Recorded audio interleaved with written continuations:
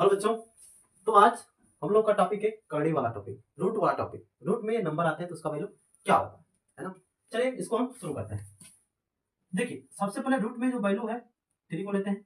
3 को ऐसा लिखा, लिखने के बाद से ठीक है 3 यहाँ पे लिख दिया, रूट से 3 को बाहर निकाल दिया, है ना। इसी की चर्चा हम लोग कर रहे हैं, पहले वाले क्वेश्चन की चर्चा कर रहे हैं। ठीक, 3 को लिख दिया और दशमलव लगाएंगे, और दशमलव लगाने के बाद से इसका पेयर के रूप में जीरो को उतारेंगे। किसके रूप में? पेयर के रूप में, यानी कि दो का एक पेयर होता है ना, दो सेम का एक पेयर, दो दो जीरो का उतार दिए। और हम लोग इसको कुछ ऐसे इस फॉर्म में लिख देंगे, यानी कि ये डिवाइडेड मेथड है ना। डिवाइडेड मेथड है, इसको हमको करना है। अब यहाँ पे आपको ये समझना है ना कि क्या 3 किसी के स्क्वायर में आता है क्या? नहीं। 1 का स्क्वायर 1 होता है, 2 का स्क्वायर 4 होता है। नहीं आ रहा है, 2 के स्क्वायर में तो 4 आ रहा है, लेकिन लेके आना क्या है?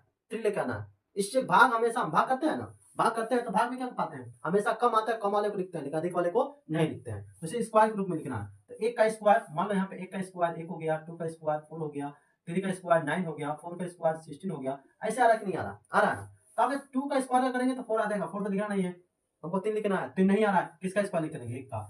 एक ऊपर लिखेंगे और एक नीचे और फिर एक नीचे, यानी कि जो टर्म ऊपर लिखेंगे उसको 2 बार ऊपर नीचे इधर साइड में लिखना होता है। ठीक है, और फिर इनको आपस में इसी का इसमें गुणा कराएंगे। 1 1 जा 1 हो जाएगा, 1 का 1 हो जाएगा। और फिर भाग हमेशा क्या होता है? घटता है, घटा देंगे, कितना बचेगा? 2 आ जाएगा, आ जाएगा। अब 2 आ गया और इसको हम क्या करते जाते हैं? जोड़ते जाते हैं, और जोड़ के आगे लिखते जाते हैं। वो पीछे का जगह थोड़ा थोड़ा छोड़ते जाते हैं, आगे तरफ घसकते जाते हैं, पीछे का जगह छोड़ते जाते हैं।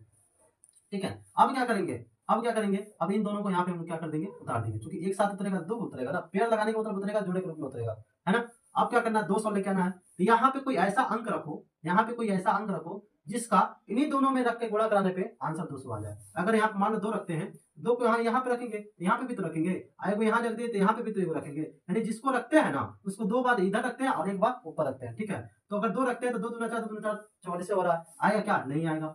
ठीक है, फिर कितना रख के देखते हैं? 3 रख के देखते हैं, तो फिर 3 से गुणा कराएंगे हम लोग। 3 तरीके ना, 3 दूना 6, तो भी नहीं आएगा। आएगा क्या? नहीं आएगा 200। 4 रखते हैं, 4 से भी नहीं आएगा। 5 रखते हैं, 5 से भी नहीं आएगा।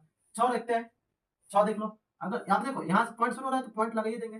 6 रखेंगे यहाँ पे भी 6 रखेंगे और यहाँ पे भी 6 रखेंगे। अगर 6 4 के 36, 6 4 के 36 के 6, 80 3 4 3, 6 दूना 12, 12 3 15, 156 आ रहा है। 6 बार में नहीं जाएगा। अब कितने बार लेके चलेंगे? तो हम लोग 7 बार लेके चलेंगे। कितने बार लेके चलेंगे? 7 बार। तो 7 7 49, 7 7 49 और 7 दूना 14 और 14 4 18, है ना।